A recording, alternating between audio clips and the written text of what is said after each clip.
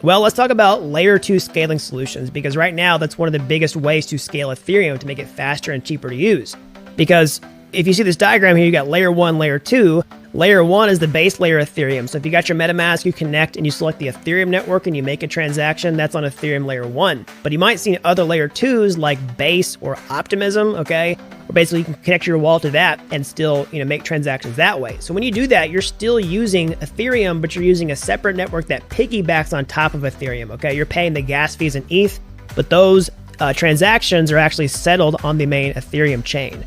So how does that exactly work? Well, all these layer 2s have different strategies for scaling, but the whole point is that you take more information and you put it into a smaller footprint. So, blockchains are just, ledgers that have groups of transactions that are bundled together to make blocks, which are chained together to make it the blockchain. But on layer 1, you can only fit so much information into each transaction and into each block.